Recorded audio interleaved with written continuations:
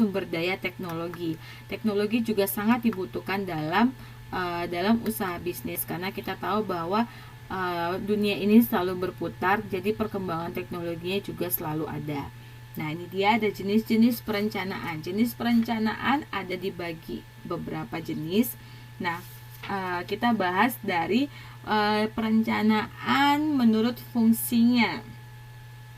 Nah, perencanaan menurut fungsinya ini terbagi lagi atas perencanaan strategi dengan perencanaan taktis operasional. Nah, perencanaan strategik ini apa? Yaitu adalah serangkaian formula untuk mencapai tujuan organisasi. Misalnya, untuk mengembangkan bisnis, biasanya itu melakukan namanya merger dan akuisisi perusahaan. Merger itu membagi hasil dengan perusahaan lainnya, jadi bergabung menjadi satu. Misalnya, kalau misalnya bank di Indonesia itu melakukan merger. Kalau misalnya teman-teman masih ingat, dulu ada namanya Bank Bali. Kemudian beberapa bank yang hampir terlikuidasi, artinya hampir bangkrut, itu melakukan penggabungan sehingga membentuk satu perusahaan. Itu yang namanya merger. Kemudian menambah dan mengurangi globalisasi produk perusahaan dan ekspansi pasar. Ekspansi pasar maksudnya adalah perluasan pasar. Kemudian ada perencanaan taktis operasional. Taktis operasional ini maksudnya berfokus pada kegiatan operasional setiap unit aktivitas perusahaan sehari-hari.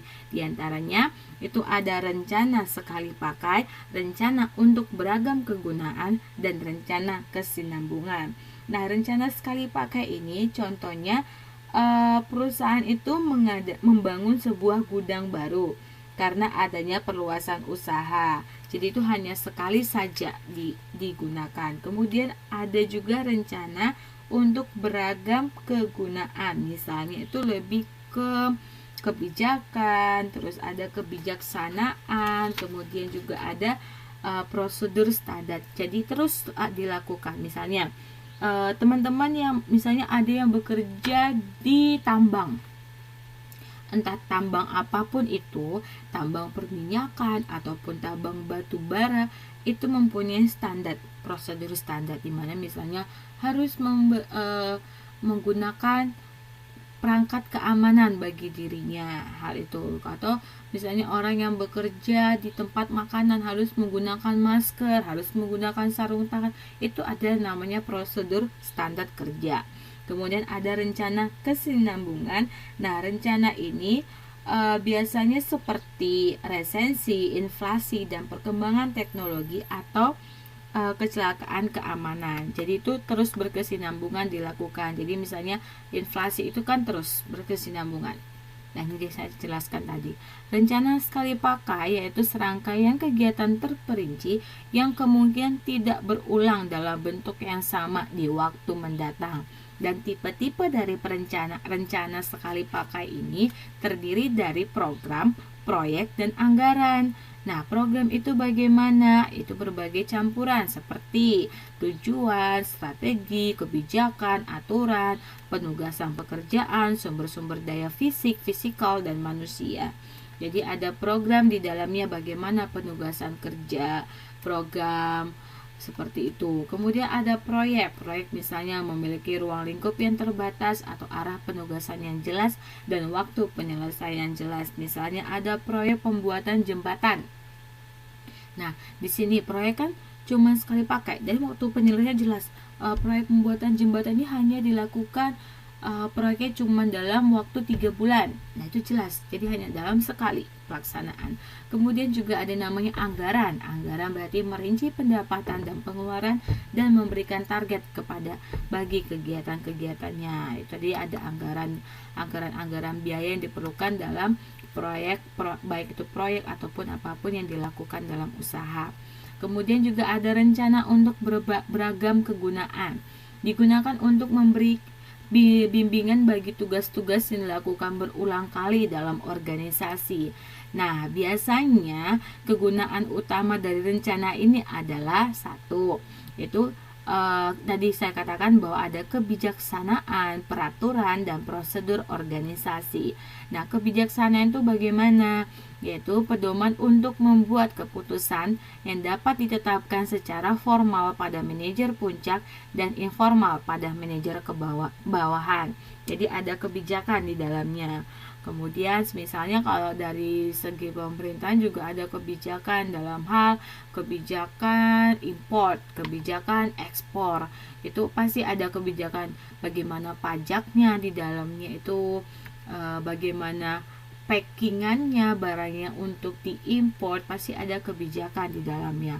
Kemudian ada peraturan berguna untuk menghemat usaha manajerial, memudahkan pendelegasian wewenang dan penempatan tanggung jawab, menimbulkan pengembangan metode-metode operasi yang lebih efisien, memudahkan pengawasan, menghemat personalia, dan membantu kegiatan koordinasi. Dan ada namanya prosedur organisasi, pernyataan ketentuan bahwa suatu kegiatan tertentu. Nah, ini dia ada rencana berkesinambungan, yaitu untuk mengembangkannya, manajer mengidentifikasikan faktor-faktor yang tidak dapat dikendalikan. Nah, seperti yang saya katakan bahwa inflasi itu adalah faktor yang tidak dapat dikendalikan. Kita tidak bisa mengatur yang nama inflasi, kita tidak bisa mengatur yang nama perkembangan ekonomi, kita tidak bisa mengatur yang namanya perkembangan teknologi. Nah, dan kita juga tidak bisa mengatur kecelakaan dalam bekerja. Nah, ini harus dilakukan perencanaan. Bagaimana rencananya? Misalnya kecelakaan pekerja tadi, bahwa setiap pekerja itu harus menggunakan safety, pengaman, untuk menghindari kecelakaan. Kita hanya bisa membuat perencanaan, tapi kita tidak bisa mengatur hal itu. Oke, saya lanjut. Ada pertanyaan sampai di sini atau sudah mulai bosen atau ada yang mulai ngantuk? Bukan? Diem semua. Ini pada kemana? Kenapa pada diem? Ini pada dengerin atau udah pada ngantuk? Lanjut. Oke, lanjut. Ya. Perencanaan yang kedua itu jenisnya ada perencanaan menurut ruang lingkup kewilayahannya. Nah, itu terbagi atas perencanaan nasional, yaitu mencakup seluruh wilayah suatu negara. Jadi perencanaan nasional itu misalnya saya katakan bahwa kayak seperti di Indonesia, perencanaan mencakup seluruh wilayah. Perencanaan keluarga berencana dibuat seperti itu. Pemerintah mengeluarkan himbauan bahwa 2 anak saja cukup. Itu adalah perencanaan nasional. Kemudian ada perencanaan regional, mencakup beberapa daerah berdasarkan pembagian wilayah suatu negara. Nah, perencanaan regional itu tergantung di daerah masing-masing. Ada daerah yang ingin membuat mall terbesar itu supaya daerahnya maju seperti itu. Itu adalah setiap kota, setiap wilayah dari suatu negara. Kemudian ada perencanaan daerah atau lokal, mencakup daerah tertentu saja, cuman di kota-kota tertentu seperti itu ya. Kemudian yang ketiga ada perencanaan menurut jangka waktunya, perencanaan jangka pendek, menengah, dan jangka panjang. Ini saya katakan bahwa setiap perusahaan, organisasi sangat membutuhkan perencanaan jangka pendek, panjang, dan menengah. Jangka pendek itu apa? Itu waktunya cuma 1 atau 2 tahun dengan melibatkan misalnya yaitu penjadwalan produksi. Produksi itu bisa tiap hari, tiap minggu, atau perencanaan memindahkan kantor ke tempat yang baru. Jadi itu hanya dalam jangka pendek dilakukan.